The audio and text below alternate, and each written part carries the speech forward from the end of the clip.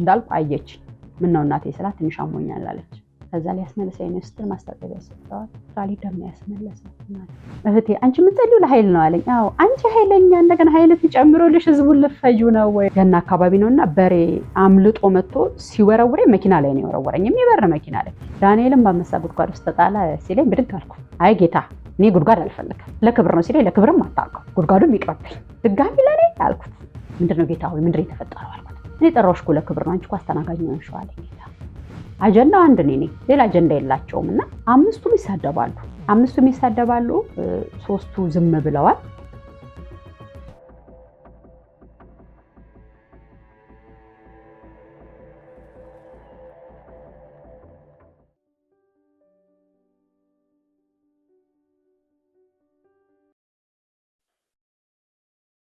እዛ ሰስፔክት መባሉ አይደለም እድሜዋ ትልቅ ስለነበረ ኬዙ ጠቅላላ ክሪቲካል ነው አሉ። ደውለው ነገሩ ኬዙ ክሪቲካል ነው ሲሉ ሌላው ይኖር አይደል እንዴ? እኔ እናት ጊዜ ሲሆን ነው በአንድ ቀን ክሪቲካል የምትሉት? አትሆንም እናቴ። ከዛ አገልጋዮች ጋር ደውላለሁ። ማታ እያሰብኩ ነበር። በጣም ብዙ አገልጋይ ነው የደወልኩት በጸሎት እንዲያግዙኝ። ሰላም ተቀበይ እናትሽ ትሄዳለች ይሉኛል። አይ አልቀበልም። ሰላም መኝ እናትሽ መሄድ ትሄዳለች በፍጹም። አንቺ እንደዚህ ካልሽ ሌላው ቤተሰብ እንዴት ይጽናና? ምክንያቱም እኔ ብቻ ነኝ ጌታ እንዴት ይጽናና? በፍጹም አትሄድም እናቴ። ደግሞ የምትነግረኝ ህጎች ነበሩ። የኔ ቀብር እንደዚህ ነው ምናምን ብላ እንዴ በዚህ ሰዓት አትሄድም። ትወራረዳላችሁ ከጌታ ምስክሬ ተወራረድኩ። ቀን ሆስፒታል ሰስፔክት አሏት። ደህና ነሽ ብለው ወደ ሆስፒታል መለሷት። ወደ ኖርማል ከኮቪድ ሴንተር አውጥተዋት እዛ ቀን ውላለሁ። ማታ ስገባ አንበረከካለሁ፣ አልተኛም። እናቴ ቤቷ ትገባለች፣ አትሞትም በኮቪድ። ለመጀመሪያ ጊዜ ስትገባ ሐምሌ 8 ነበር እንዳልኳችሁ። ለሶስተኛ ጊዜ ይሄ ሐምሌ 8 አንተ ሐምሌ 8 ተወኝ አልኩት። ጌታን እንደ ሰው ተወኝ ጌታ ወይ እንዴ አዘን ስታስለምድ በልጄ በወንድሜ ሌላ ነገር አድርግ፣ በቃ ተወኝ። ስለሰው እንድራራ ስትፈልግ ድህነትን አሳይተኝ፣ በቃ ተወኝ።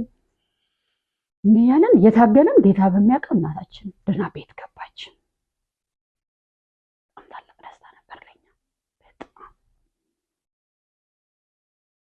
በጣም ትልቅ ደስታ ነበር። እናታችን ቤት ገባች። እግዚአብሔር ይመስገን።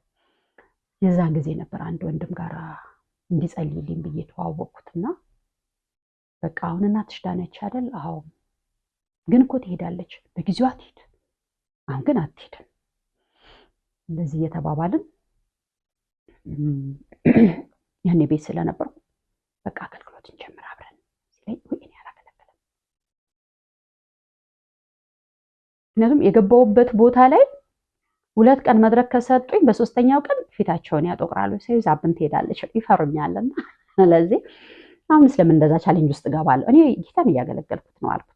የት ነው የምታገለግዪው? ቤቴ አይደለም ማገልገል አለብሽ። እሱ ጋር እየተከራከርን የእግዚአብሔርን ፈቃድ ጠየቅን። ጌታ ልክ ነው አለ። ተነስተን ወደ ቸርች አልነበረም ያኔ ህብረት ነበረ፣ እንደዚህ የጸሎት ህብረት ነበረ። ሄድን። እግዚአብሔር መልካም ጊዜ ሰጠን። እዛ ከህብረትነት ወደ ቸርችነት ተቀየረ። እግዚአብሔር ከኛ ጋር ነበረ። በእውነት ለመናገር በጣም ከኔ ጋር ነበረ። እሱም በጣም የተባረከ ወንድም ነው። ስንጀምር በጣም ጥቂት ነን፣ 6 ወይ 7 10 አንሞላም ነበረ። እየበዛን ሄድን። 1 ዓመት ሞላን። በጣም እግዚአብሔርን አከበርን። በጣም ደስ አለን። አገልጋዮች በጣም ጸለይን። መጡልን አገልጋዮች። ቸርች መስመር ተያዝ ተባለ። ያው መጀመሪያ የነበረ ምንም ስላልነበረ ያው እኔ ጋር ብር ካለ እሱ ጋር ብር ካለ ሼር እያደረግን እየተከፋፈልን ነበረ የምንኖረውና የሚታየን በቃ ማገልገላችን፣ ሰው መጽናናቱ፣ ሰው መበርታቱ እግዚአብሔርን በቃ እዛ ያለው ነው። በቃ ሁለታችሁም የሆነ መሳየም ስላለባችሁ ተባለና እሱን በነብይነት ሾመንና 2 ነብይ አንድ ላይ መሾም አንችልም አለና እኔ ፓስተር ተብሎ ነው ፓስተርነት ማገልገል ጀመርኩ። ቸርች ሆነች፣ ቅርጽ ያዘች ቸርች ሆነች። አስተዳደር ሾመን ምናምን ነገር። ከዛ መጣ ቆንጆ ቻሌንጅ መጣ።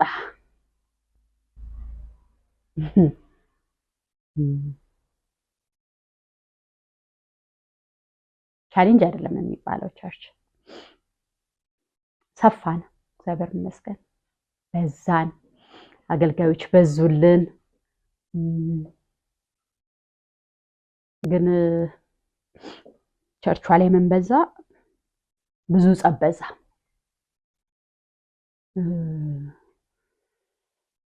አንድ አይነት ቋንቋ እያወራን በጣም የተደበላለቀ ነበረ የምንግባባው። ዛሬ ወስነን ያደርነው ነገር ነገ ተቀይሮ አገኘዋለሁ። ላይፍ በእውነት በጣም አስቸጋሪ ሆነ እያለ ሁለተኛ ዓመታችንን ሊመጣ አካባቢ ምንድነው ቤት ውስጥ ነበረ የነበረው። ሰው በዛብን፣ ድንኳን ማሰራት ነበረብን። ድንኳን አሰራን። ያንን ነገር ለማስጨረስ 4 ሰዓት 5 ሰዓት ነው ሌሊት የሚገባው ቤትና እዚህም ክፍተት አለ። ቤት ውስጥ ክፍተት ይኖራል። ምክንያቱም ልጆችን ችላ እያልኳቸው ነው። የልጆች ውጤት ትንሽ ቀነሰብኝ።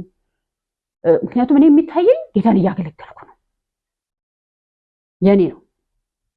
ጌታን እያገለገልኩ ነው፣ ነገር ትክክል እየመጣ ነው እያልኩ ነው። በቃ ሩጫ ነው፣ አታውቅም። በቃ ሩጫ ነው፣ ቸርች ላይ ሩጫ ነው። ልጆች እናስጠምቃለን፣ ደስታ ነው። ግን ቻሌንጁ እኔ ላይ ከአቅም በላይም እያየው ክብደቴ እየቀነሰ። አሞሻል ወይ? አላመመኝም። ምን ሆነሽ ነው? ክብደትሽ እየቀነሰ ነው። አላውቅም። ምክንያቱም ምግብ የሚበላበት ጊዜ የለኝም። እዛ ያለው ጭቅጭቁም ቻሌንጁም በንግግር አለመግባባቱም ከባድ ሆነ። በጣም ክብደቱ እየጨመረ መጣ። ከዛ ስብሰባ ተቀመጥንና 8 ነን 9 ሆነ ነው ስብሰባ የተቀመጥነው። አጀንዳው አንድ ነኝ፣ ሌላ አጀንዳ የላቸውም። እና 5ቱም ይሳደባሉ። 3ቱ ዝም ብለዋል። እና ጨረስን። ስብሰባው አለቀ። አልሰማሁትም ስብሰባውን። ከዛ ወደ ቤት ገባን። በቃ ሳምንት ማረፍ አለብኝ ተባለ። እኔ ሳምንት ላርፍ ቤት ገባሁ። ከዛ ደወሉልኝ። የትላንት ማታ ስብሰባ ሰምተሽዋል ፓስተር ሲሉኝ አልሰማሁትም። ስብሰባ ላይ ነበርሽ? አዎ። ያ ሁሉ ስድብ አልሰማሽም? አልሰማሁም። ጌታ በሚያውቀው አልሰማሁም። እዛ ግራ ተጋቡ። ያሉትን አልሰማሽ? በእውነት አልሰማውም። ያንዳቸውንም ንግግር አልሰማውም እኔ። ከዛ መንፈስ ቅዱስን ስጠይቀው ተጠንቀቂልሽ ነው አለ። አልሰማውም ያንዳቸውን ንግግር። በዛ በሳምንት ውስጥ ግን ቤት ቁጭ ብዬ ጾም ጸሎት ያስኩኝ። ምንድነው ጌታ ሆይ ምንድነው የተፈጠረው አልኩት። እኔ ጠራሁሽ እኮ ለክብር ነው፣ አንቺ እኮ አስተናጋጅ ነሽ አለኝ ጌታ። አልኩት። እኔ እኮ እያገለገልኩ ነው ስለው እያገለገልሽ አይደለም አለኝ ጌታ። ኦኬ። ሳምንት ሞላ። ተመልሼ ሄድኩኝ። ነገሩ ባሰ። ከዛ ከፊት ባፕቲዝም ነበረን፣ የማነቃቂያ ኮንፈረንስ ነገር ነበረን 3 ቀን። ነገሩ ከማስበው በላይ በዛ። እጅግ በጣም ብዙ ውሸቶች ነው የምሰማው። እኔ ደግሞ ትዕግስት የለኝም እንዳልኳችሁ። ኃይለኝነቴ ገና እየበረደ ኃይለኝነቴ እየቀነሰ ፊት ለፊት ነው የምናገረው። ሰው ሲዋሸኝ በጣም እበሳጫለሁ። አምናለሁ። ሰው በፊት የነበረኝን ነገር ያን ሁሉ ነገር አስጥሎ ጌታ ከሰራው ነገር ትልቁ ነገር ኃይለኝነቴን ቀነሰ ነው ያልኩት ያኔና ከ3 ዓመት ተኩል በፊት የነበረ ታሪክ ስለነበር ኃይለኝነቴ ቀነሰ። መታገስ አልችልም። ሰው ቀርባለሁ፣ አምናለሁ። እንደዚህ እያለ ግን ያን 1 ሳምንት ጭራሽ ነገሩ ከምጠብቀው በላይ መስመር ሳተ። ቶታሊ ሁሉ ነገር ተቀየረ። ያ ስገባ በአክብሮት ብድግ የሚል ጉባኤ ፊት ይነሳ ጀመረ። አገልጋዮች እርስ በርስ ሲንሾካሸኩ ነው የማየውና ምን ተፈጠረ? እኔ ያንን ጉባኤ አላውቅም። ተብሳለው ነሐሴ 27 ነው። ነሐሴ 26 አካባቢ ነሐሴ 27 ፕሮግራም ስላለን 26 ከአገልጋዮች ጋር ሚቲንግ ነበረንና ሻይ ምናምን እየጠጣን እያወራን አንድ ቤት ቁጭ ብለን አወራን ጨረስን። የሚቀጥለው ቀን ጠዋት ሲሄድ ቶታሊ የቢሮ ቁልፌ ተቀይሯል። ዶክመንት የለም። ማይ ጋድ ያው መንበርከክ ስለነበረብኝ ተንበረከኩ። ዳንኤልም በአንበሳ ጉድጓድ ውስጥ ተጣለ ሲለኝ ብድግ አልኩ። አይ ጌታ እኔ ጉድጓድ አልፈልግም፣ ለክብር ነው ሲለኝ ለክብርም አታውቀው፣ ጉድጓዱም ይቅርብኝ፣ ድጋሚ ለኔ አልኩት። አላንቺ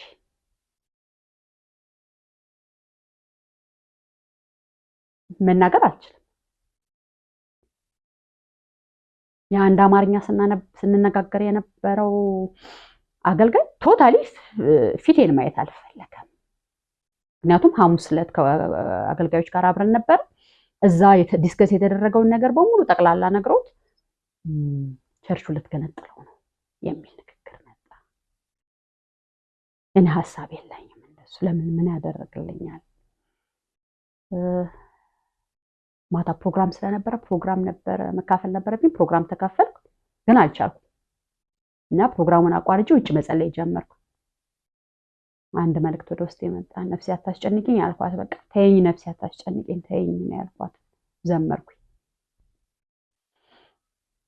ከዛ ቅዳሜ ፕሮግራም ተካፈልን፣ እሁድ ተካፈልኩ።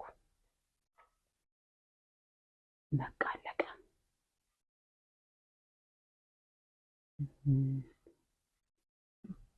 ቢሮ ብሄድም ለውጥ የለውም።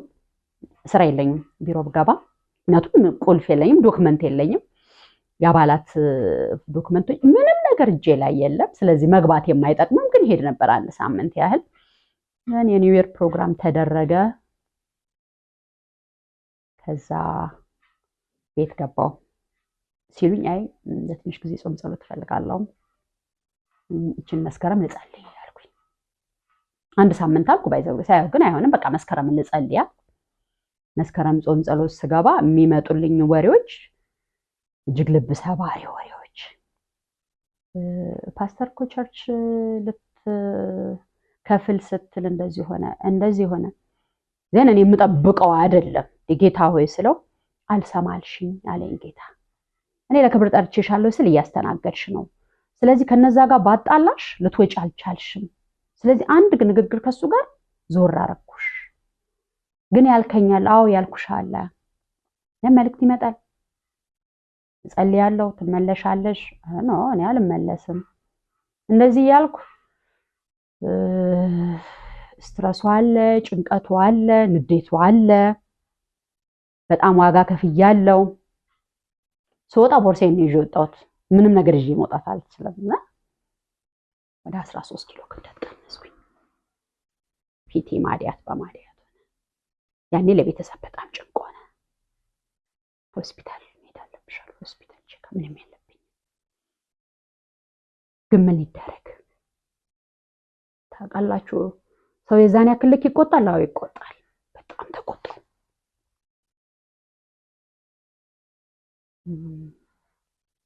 ከዛ ትከሻለሽ አለኝ።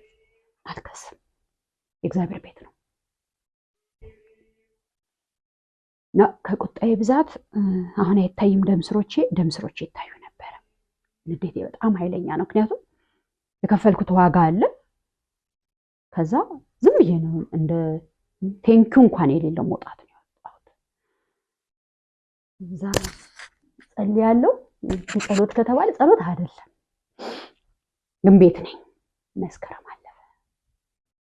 አንድ ቀን ሄድኩ። ባልሄድ ይሻለኝ ነበር። በጣም ጭራሽ ነገር ተበለሻሸ። ጥቅምት ቤቱ አልኩ። ሲደውሉልኝ ጥቅምት 30 አመጣለሁ። ማታ ወካ አደርጋለሁ፣ ምክንያቱም ንዴቴን መርሳት አለብኝ። ፀጉሬ ሳሳ፣ ክብደቴ በጣም ሉዝ እያረኩ ነው። የቤተሰብ በጣም ጭንቅ ሆነ። አልስቅም፣ አልናገርም። ህዳር ገባ። ህዳር መጨረሻ ላይ ጀርመን ሀገር ብዙ የሚረዳኝ ወንድም ያለና በጣም ወደማ ማከብረው ወንድም ነውና ጾም ጸሎት ገባን። እሱ ጀርመን እኔ አዲስ አበባ ሆነን እና መጀመሪያው ቀን እየጸለየልኝ ሰላሜ ጌታ ትመለሻለሽ ይለኛል ሲለኝ አልመለስም፣ ቆምኩ። እርግጠኛ ነኝ አሁን ቆመሻል ከንዴትሽ ብዛት አለኝ። ኦፍ ኮርስ ቆሜያለሁ። ዘን መጸለይ ጀመረ። ሶስተኛው ቀን ጌታ መጣ።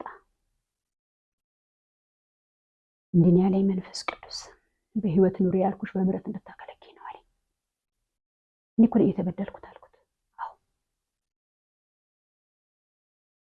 እዛ ጥላቻ መውጣት ነበረበት። ጥላቻ ስላችሁ እንዲህ አይነት ጥላቻ አይደለም፣ ከባድ ጥላቻ በኢየሱስ ነው ያልኩት። ከዛ ለካ ሰው ዴሊቨር ሲሆን ደስ ሊለው ይገባል አልኩኝ። ከዛ ቀን ተማርኩኝ። ጥላቻ ከውስጥ ይወጣ እና ስለ በምህረት እንድታገለግኝ አንቺ መቀየማችን በህይወት ኑሪ ያልኩሽ ከአንዴም 3 ጊዜ ነው ከሞት ጌታ ያስመለጠኝና ተረስቼ ከነበር ከ20 ዓመት በፊትም ተረስቻለሁ። ከ10 ዓመት በፊትም ተረስቻለሁ። ልጅ እያለሁ እናቴ ተነግረኝ ነበር እግዚአብሔርን ያተረፈሽ ትለኛለች። እኔም ማስታውሰው እንኳን 2 ስላለና አንዱን ብነግራችሁ ቀጭን ስለነበርኩኝ ሂል ጫማ ነው የማደርገውና ላንች አካባቢ ነው ገና አካባቢ ነውና በሬ አምልጦ መጥቶ ሲወረውረኝ መኪና ላይ ነው የወረወረኝ። የሚበር መኪና ላይ ጫማዬን የተሰበረችው እኔ ምንም አልሆንኩ እና እላለሁኝ እኔ አልሞትም ረጅም እድሜ ነው የምኖረው ከዚህ ወዲህ እምላለሁና ያኔም ልጄ ሆዴ ስር እንትን ያለ ጊዜ መድኃኒት ይዘው ነበር የሚጠብቁኝ እሷን እንዳይመርዛት እያሉና ከዛም እንዲህ የምናውቃቸው 2 ሰዎች ሞተዋል በዚህ ኬዝ በዛው በክረምት ውስጥና ከአንዴም 2-3 እኔ እኮ ከሞት ያስመለጥኩሽ በህይወት ኑሪ ያልኩሽ በምህረት እንድታገለግኝ ነው አለኝ። አሁን መቁጠሪያው የለም፣ የቅያሜ መቁጠሪያ እዚህ ስር የለም። ቶታሊ አልቀየም። ያቺ ይቅርታ ማድረግ የማትችል ሰላም ይቅርታ ጠይቂ ተባለች። ጌታ መጣ፣ ይቅርታ ጠይቂ። ጌታ እኮ የምሰራው ስራ ልክ አይደለም፣ እኔ ተበድዬ እኔ ይቅርታ አልጠይቃለሁ፣ አንቺ ይቅርታ ጠይቂ። ዘን መደወል ስለማችል ቴክስት ነው ማድረግ የምችለው። ጻፍኩ ይቅርታ ለ4 ሰው ለ3 ሰው ጻፍኩ፣ ይቅርታ ጠየቅኳቸው። ሁለቱ በጣም ደነገጡ። አንደኛው ሰው በጣም ደነገጠ። እንዴ እግዚአብሔር ሴት ምን ሆነሽ ነው? እኛንን ይቅርታ መጠየቅ ያለብን። እሱ ማለት ማትጠብቁት ግን ኃይለኛ ተሳዳቢ ሰው እና በቃ ስድቡን ምን አመጣው ነው ከወጣው ወዲህ ሲባል እነሱ አብረው ተደራጁና እንዳገዛቸው ፈለጉ። እኔ ደግሞ እንደዛ አይነት ባህሪ የለኝም። እግዚአብሔርን ቤት የመክፈል ፕላን ኖሮኝም አያውቅም፣ እንዲኖረኝም አልፈቅድም። እንደሱ አይነት ሸዋ ሜኬላ መዝራት አልፈልግም በህይወቴ ላይና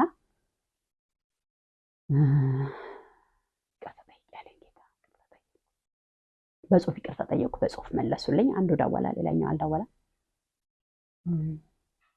ከዛ ቀጠለ።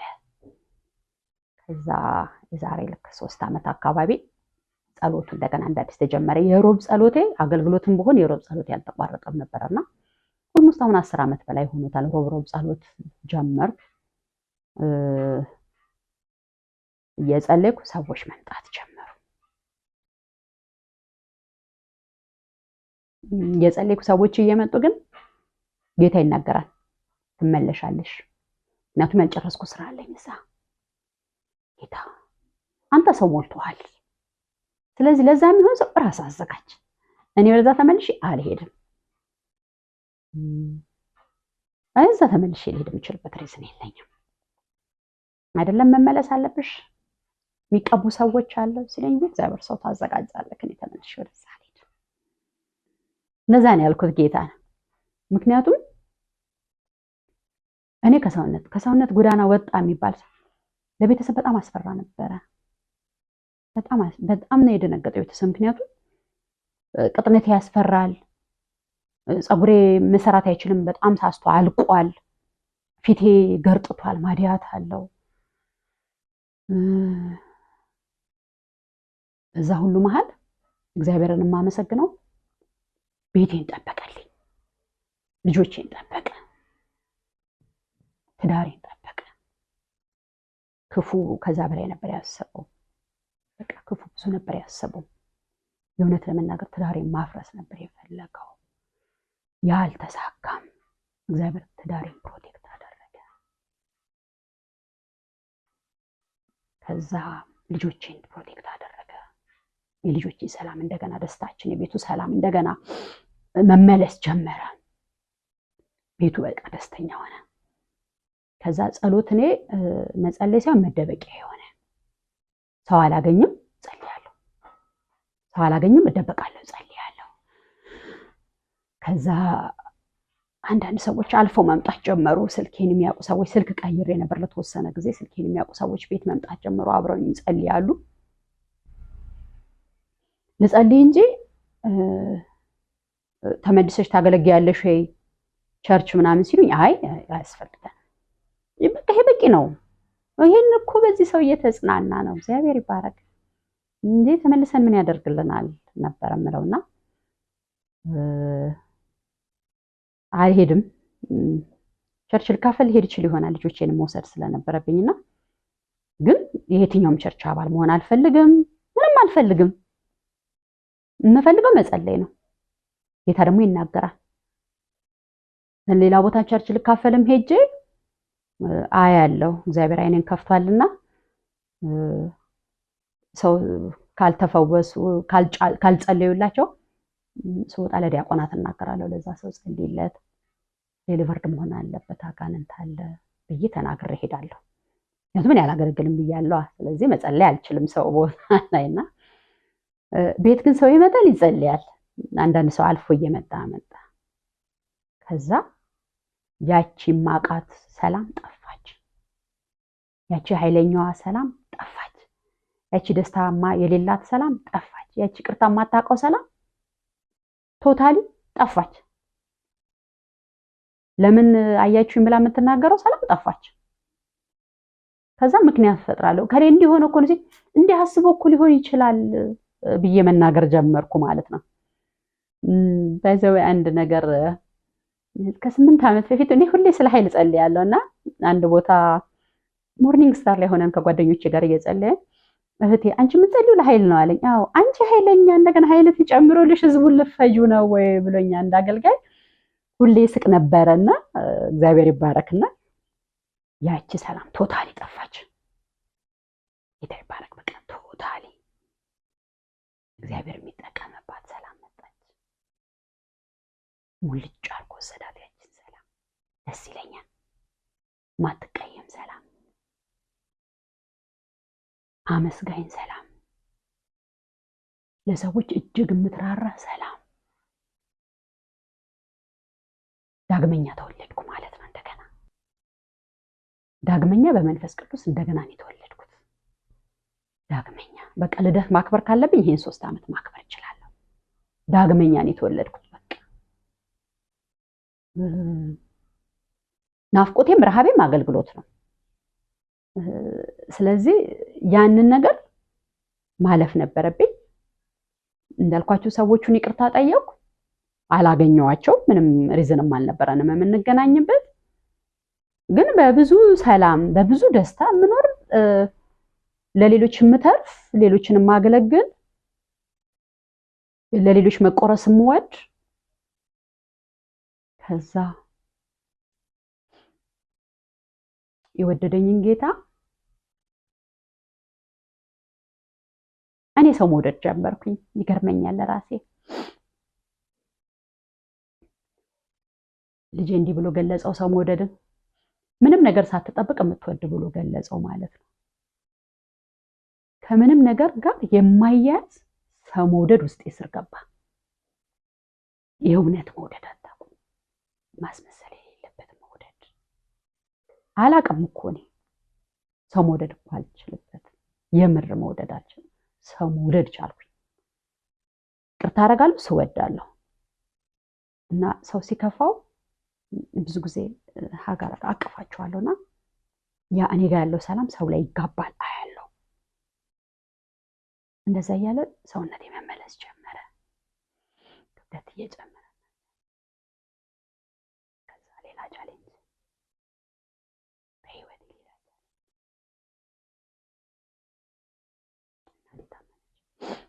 እናቴ ደካሚ ታመመች፣ ካንሰር ታመመች።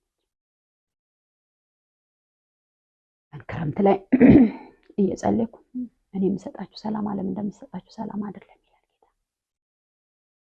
ምን ሊመጣ ነው? እኔ የምሰጣችሁ ሰላም ዓለም እንደምሰጥሽ ሰላም አይደለም፣ የኔ ሰላም ብዙ ነው ይለኛል። እንዲህ ያለ ነሐሴ 30 የምስጋና ፕሮግራም ነበረኝ፣ አዘጋጀው ጨረስኩኝ። ዓመታዊ የምስጋና ፕሮግራም ሰዎች አሉ አብረውኝ የሚጸልዩ። በጣም ደስተኛ ነኝ። እግዚአብሔር ራእይ ባደራ ሰጠኝ። ያንን ራእይ እንትን ለማለት ነው የምተጋው። ሌላ ሐሳብ የለኝም። ወንድሜ ደወለና አዲስ ዓመትን አታከብርም አለኝ። አይ ታከብራለች አልኩት። አታከብርም ሲለኝ ለኔ ሲል አይደለም አልኩት። ለኔ ለላንተ ሲል ሳይሆን ለልጅ ልጆቿ ሲል ጌታ ያሳልፋታል አልኩት። እንደዛ ብዬ ጳጉሜ 2 እናቴ ሆስፒታል ገባች። ነግሬሽ ነበር አለኝ። አይ አንተ የነገርከኝን አላምንም፣ እኔ ጌታ ያለኝን ነው የማምነው አልኩት። እርግጠኛ ነሽ አለኝ። በጣም እርግጠኛ ነኝ አልኩት። ጌታ እንደ ቃሉ አሳለፋት እናቴን ኒው ይር። ከዛ ኒው ይር አለፈ። የመስቀል ባህል ነበረ፣ እሱ አለፈ። ቀድሞ ነው ብሔሩ ቀድሞ ስለሚያክል ቀድሞ ነው። ከዛ እሁድ አብረን አከበርን። ሰኞ ዋልን። ማክሰኞ ጠዋት ሄድኩላት። ቁጭ እንዳልኩ አየች። ምን ነው እናቴ ስላት ትንሽ አሞኛል አለች። ከዛ ሊያስመለሰኝ ነው ስትል ማስታጠቢያ ሰጠዋት። ራሊ ደም ያስመለሳት እናቴ እጄ ላይ ነው። ጠራዋቸው። ተሰብስበን ሆስፒታል ወሰድናት። ለምን አመጣችሁኝ ሆስፒታል አለች። አይ እያየንሽ እጃችን ላይ አትሞችም።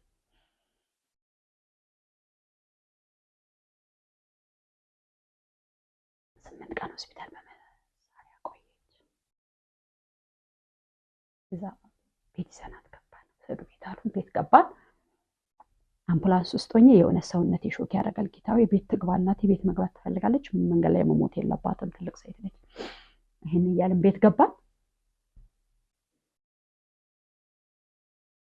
በእውነት መንፈስ ቅዱስ ያጽናናል። ቤት ገባን። ሐሙስ ቤት ላድር መጣው። መዝሙር ሰማው። ነፍሴ ወደ አምላኳ ትሄዳለች የሚል መዝሙር ሲሰማ ብድግ አልኩኝ። ምን ሆንሻለኝ ባለቤት? እናቴ ሄደች አልኩት። አሁን እኮ ነው ገዛ የመጣሽው አለኝ። አዎ ሄዳለች አልኩት። አትሄድም ጠዋት አደርስሻለሁ አለኝ። አልደረስኩባትም። ቀደመችኝና ጠብቂኝ ብያት ነበር። ሄደች። ግን እግዚአብሔር ይመስገን ከባድ ጊዜ ነበረ። በጣም ከባድ ጊዜ ነበረ። 2 ቀን 3 ቀን 4ኛ ቀን ላይ ግን ልቤ ሰላም ተሰማው። ጌታ ሆይ ስለምይሻለሁ፣ እኔ የምሰጥሽ ሰላም ዓለም እንደሚሰጥሽ ሰላም አይደለም ይሻለሁ። ከጠበቅኩት በላይ መንፈስ ቅዱስ እኔን አበረታ። ቅርታና መንፈስ ቅዱስ ከምጠብቀው በላይ አበረታኝ። ከምጠብቀው በላይ ከዛ የኔ አለማልቀስ የኔ ዝምታ ቤተሰቡን እያበረታው መጣ። ጎበዝ የሆነ መጣ ቤተሰቡ። ወንድሞቼ ከአንደኛው በስተቀር ከትንሹ በስተቀር ሌሎቹ እየበረቱ መጡ። ምክንያቱም እኔ አላለቅስም። በቃ ወደ ስራ አያስፈልግም አልኳቸው።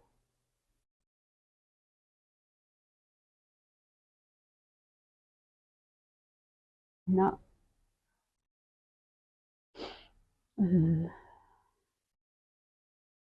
እግዚአብሔር ይባረክ። ከዛ ወዲህ ምንም የለኝም። ጨርሰን መጣን ለቅሶ ቤት የገባው። ከዛ ወዲህ ለኔ ምንም የለኝም። ያለኝ ጌታና ጌታ ብቻ ነው። የምሄድበት ቦታ የለኝም፣ የምሄድበት ሰው የለኝም። ስለዚህ ያለኝ ማነው? ጌታ ነው። ደስታዬ የት ነው? ጸሎቴ ላይ ነው። ለሰው አላካፍለውም። መሰዊያ ቦታዬን ለብቻዬ ነው የምቀመጠው። ጽፋለሁ፣ ትምህርቶች ጸልያለሁ። ሙሉ ለሙሉ ጌታ በሚያውቀው ቶታሊ የኔ ደስታ ጸሎት ብቻ ሆነ። ከጸሎት ውጪ ሰው ሲያወራኝም አልስቅም፣ አልደነግጥም፣ ምን አልልም። ምንድነው የሚያስደስትሽ? ጸሎት። ላይፌ ሙሉ ለሙሉ ጸሎት ነው። ሙሉ ለሙሉ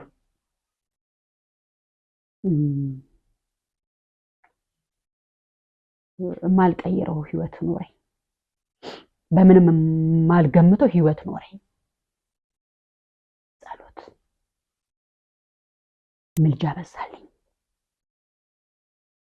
በጣም ብዙ ኬዝ ያላቸው ሰዎች ይመጣሉ። ለነሱ ጸልያለሁ። ረጅም ሰዓት በስልክ ጸልያለሁ። ሰዎች አማክራለሁ።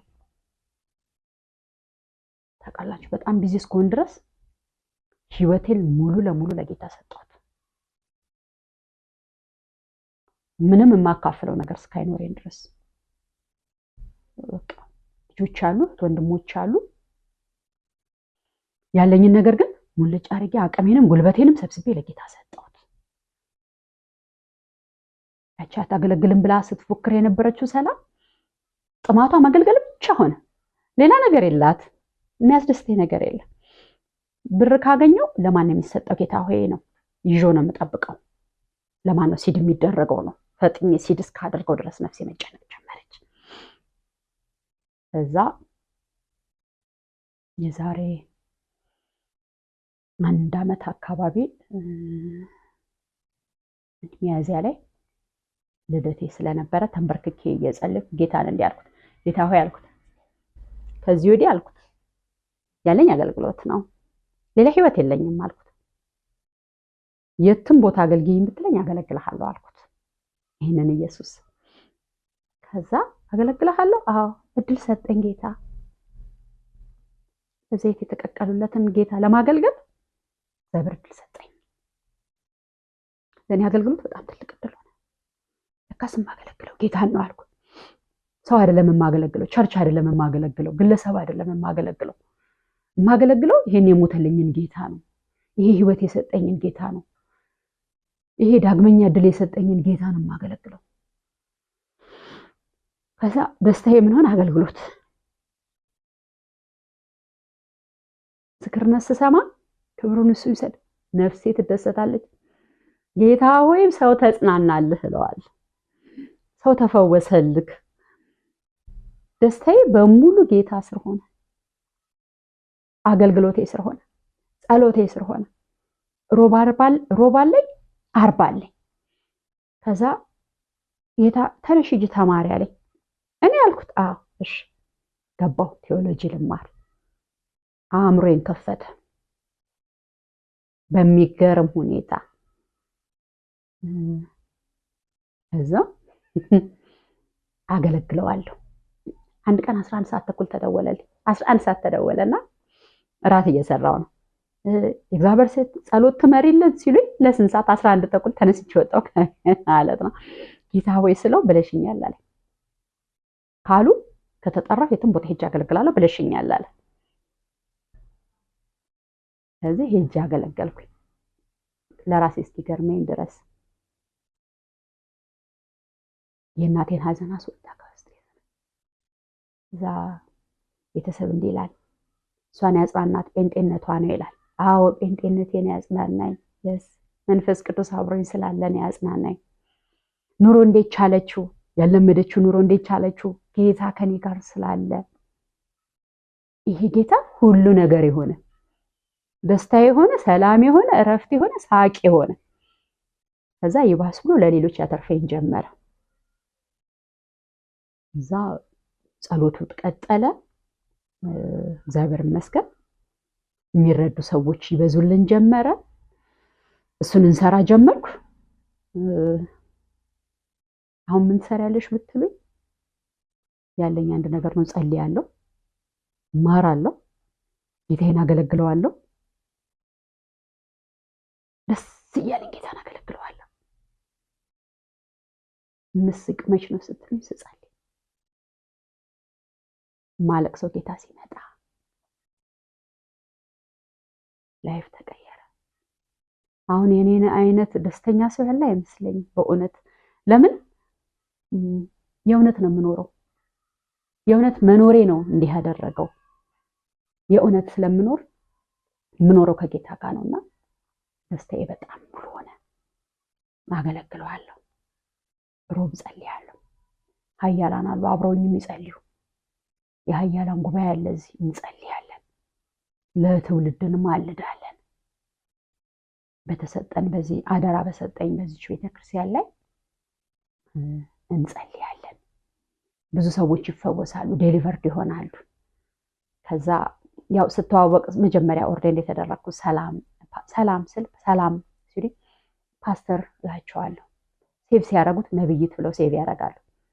ከዛ ሲደውሉ ነብይት ፓስተር አይደለም እኛ ያየነውን ነው የምንጠራው ይላሉ ማለት ነው። ደስ እንዳላችሁ። አሁን ምን ደስ ይለኛል፣ ሮብ ቀን አገለግላለሁ፣ ማታ ሌላ ቦታ አንድ ቸርች ላይ በቋሚነት አገለግላለሁ። ሰው ይፈታል፣ ዴሊቨርድ ይሆናሉ። አልደክምም። ኢየሱስ ጌታ ነው። ሐሙስ ነው ረፍቴ። ሐሙስ ጠዋት አርፋለሁ፣ አርብ ከጌታ ጋር አወራለሁ። ሐሙስ ሰላም ትመከራለች። ምናልባት የተሳሳተ ነገር ካለች ምን መጻፍ አለብኝ፣ ማንበብ አለብኝ፣ የሚበላ ነገር አለ። እግዚአብሔር ከበፊት ብዙ ትውልድ አለው እና እግዚአብሔርን አየዋለሁ። በዚህ መካከል አንድ ቀን አብሮኝ የሚያገለግለው ወንድም መጣ። ይሄ ትልቅ ምስክርነት ስለሆነ መጣ። እግዚአብሔር ነግሮኝ ነው ጌታ አግኛት ብሎኝ ነው ብሎ እስከ 2 ዓመት ከምናምን በኋላ መጣ።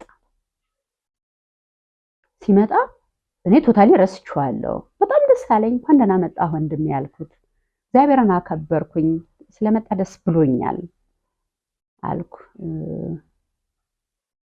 ደስ አለኝ። በቃ ደስ ብሎሻል? አዎ ጸሎት ስለነበረኝ ሮብ ቀን ስለነበረ ልጸልይ ነው።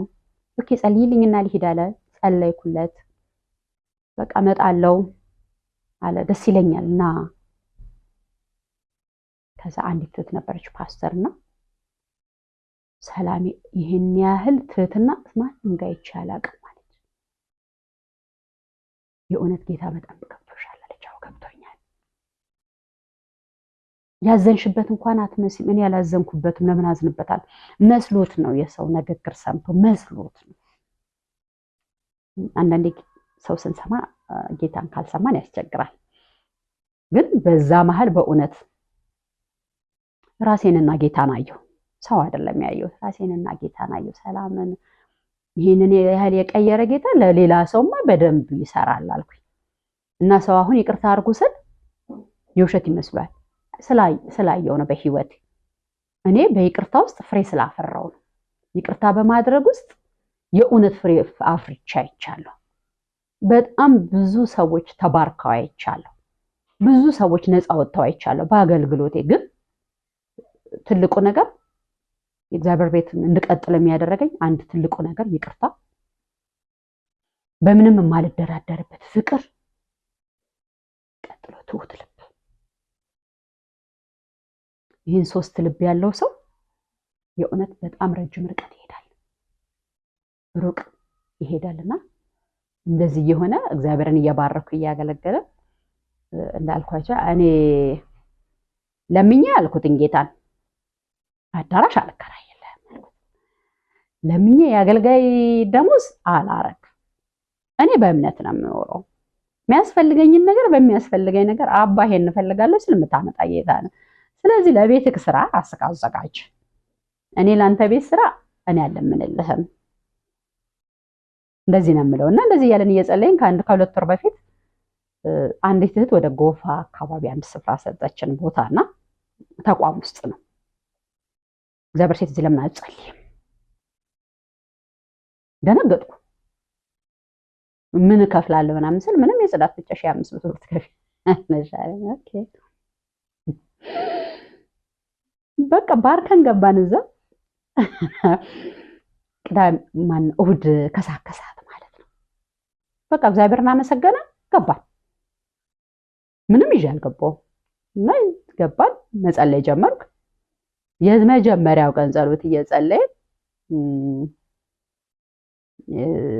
ነገርኩት ለጌታ። ጌታዊ መንበርከኪያ ያስፈልጋል ለዚህ ቤት አልኩት። ለዚህኛው አለ፣ ለጆሞ አለ፣ ለጎፋ ያስፈልጋል መንበርከኪያና ምንጣፍ ያስፈልጋል አልኩት ጌታ።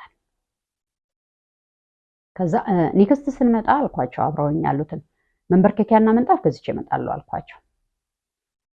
እንደዚህ ስላቸው ምናልባት አካውንቴ ስር 200 ምናምን ብር ነበረ መሰለኝ። ደግሞ አውቀዋለሁ አካውንቴ ስር ያላት ብርና አንድ ወንድም ምን አለ እንዴት ነው ያላንቺ ሲሆን እንዴት ነው ሙሉ ትራንስፈር የሚያደርግልሽ ሁሉ ብሎኛል ማለት ነውና የእምነት ሴት ነኝ ብያችኋለሁ።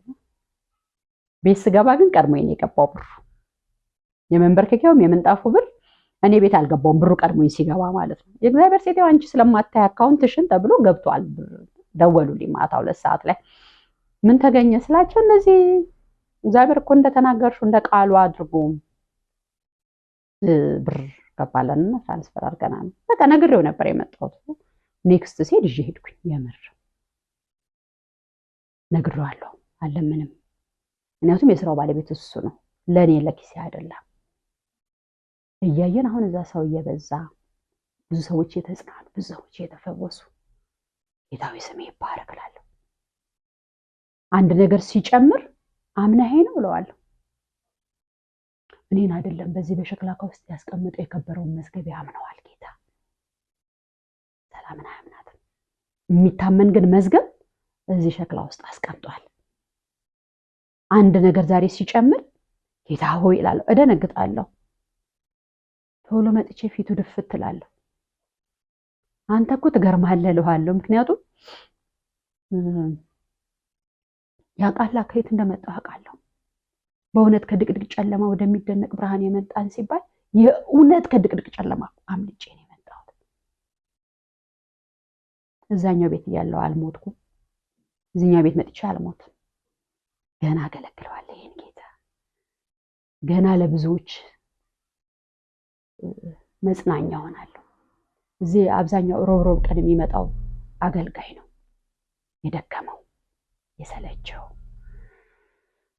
ቸርች በዚህም በዛ ብላ የጎዳችሁ ይመጣል። ታዲያ ምን ችግር አለው እላቸዋለሁ። የእውነት ይበረታሉ። እና ሁሌም የምናገረው ነገር አለ። ኢየሩሳሌም ላይ ያዕቆብ የሚመራት የመጀመሪያዋ ቤተክርስቲያን ላይ እነ ጴጥሮስ ይበተናሉ። ተመልሰው መጥተው ይሰበሰባሉ። ወደ ተለያየ ስፍራ ሄዳሉ። ተመልሰው መጥተው እንትን ይላሉና ሮብ ቀን እንደሱ ይሆናል። ደስ ይለኛል። ሮብ ሁሉም አገልጋይ ነው፣ ይመጣል፣ ይጸልያል፣ በተለያየ ስፍራ ሄዳል፣ ያገለግላል። ምርኮ ይዘን ለምስጋና ሮብ እንደገና እንመለሳለንና አታስቡ፣ እኔ ኩሬ አይደለሁም እላለሁ። ኩሬ ከሆነን አልጌ እናበቅላለን እና እኛ መሄድ ወንዝ ነን። ወንዝ ደግሞ ባለፈበት ቦታ ሁሉ ቅጠል ያለመልማል፣ ያፈራል። ስለዚህ አብረን መከማቸት አይደለም። ውጡ፣ ሂዱ፣ አገልግሉ እላለሁ። መቼም ሀብታም አትሆኝም ይሉኛል፣ ያሙኛል። ኦፍኮርስ ሀብታም መሆን የፈለግኩ ቀን ነጋዴ እሆናለሁ። እግዚአብሔር ግን በዚህ ሁሉ መሀል ለሌሎች በረከት አድርጎኛል። ጌታ በሚያውቀው ለብዙዎች በረከት አድርጎኛል። የሚቆረስ ነገር አለ እኔ ጋ፣ የሚበላ ነገር አለ እኔ ጋ። አሁን ቻሌንጅ እንዴት እንደሚታለፍ አውቃለሁ። ተጎዳው ብለው ሲመጡ እንዴት መውጫ እንዳለው ነግራቸዋለሁ። ምክንያቱም መንፈስ ቅዱስ አሳይቶኛል። ከሌላ ሰው አልተማርኩም። ያስተማረኝ በእኔ ነው። ሐዘንን ያስተማረኝ በእኔ ነው። ድህነትን ያስተማረኝ በእኔ ነው። ቸርች መገፋትን ያስተማረኝ በእኔ ነው። እንደገና ተነስቶ ቆሞ ማገልገልን የሚያስተማረኝ በእኔ ነው። እኔ ህይወቴ ላይ ነው የሞከርኩትን ህይወት ነው የማካፍለው። የኖርኩትን ህይወት ነው፣ ሙከራ አይደለም የኔ ህይወት። ኖሬው ነው የማካፍለው። ኖሬው ህይወትን ኖሪያት፣ በደንብ ኖሪያት። ጸሎት ብትሉኝ ኖሪያት። አገልግሎት ቢባል አሁን ኖሬው፣ ድህነት ቢባል ኖሬው። አሁን እንደ ታሪክ ነው የሚወራው ድህነት እዚህ ቤት ላይ ታሪክ ሆኗል። ምክንያቱም እግዚአብሔር የሚያከብሩትን የሚያከብር ጌታ ነው፣ ታማኝ ነው። አሁን እኔን የሚያሳስበኝ ለሰው የምሰጠው የሌለኝ ቀን ነው ማዝነው እንጂ ለቤቴ አሳሳቢ አይደለም፣ ለኑሮ አሳሳቢ አይደለም። እግዚአብሔር ይመስገን በብዙ በረከት ነው የሚያኖረን፣ በብዙ የእግዚአብሔር ክብር ነው የሚያኖረን፣ በብዙ ሞገስ ነው የሚያኖረን። እንደ እንትን አይደለም እየኖርን ያለ ነው። እኛ እዚህ እንደ ተከራይ አይደለም የምንኖረው፣ ቀና ብለን ነው የምንኖረው። እኛ ስንቀሳቀስ እየዘመርኩ ስለምንቀሳቀስ ሰላም መጣች ነው የሚባለው። ጌታዬን አስከብሬው እየኖርኩ ነው። በሁሉ ዘንድ እግዚአብሔር ይክበር። አሁን ገና ረጅም ጊዜ እንሄዳለን።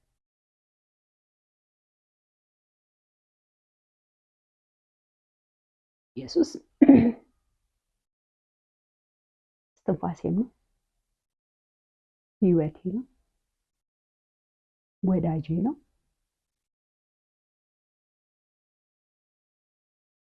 ኢየሱስ ስስቴ ነው፣ አልገልጸውም ለሌላ። ስስቴ ነው ሕይወቴ፣ ሕይወቴም ስስት ስስት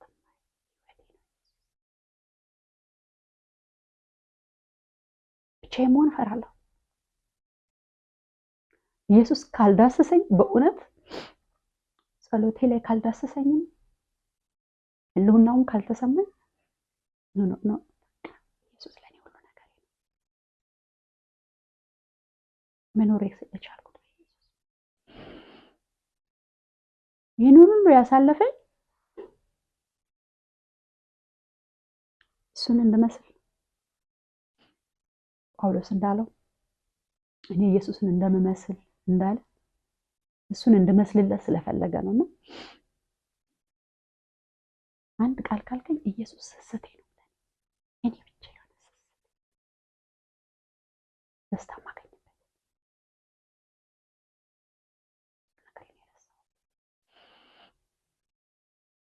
ከጨለማ ያመለጥኩበት ብቻ አይደለም።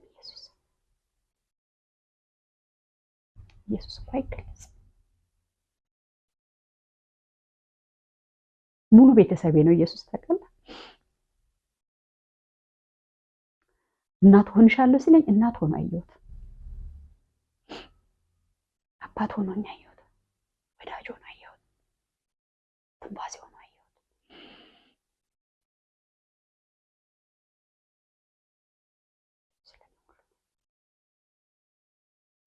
ኢየሱስ ስለኔ ሙሉ ነው።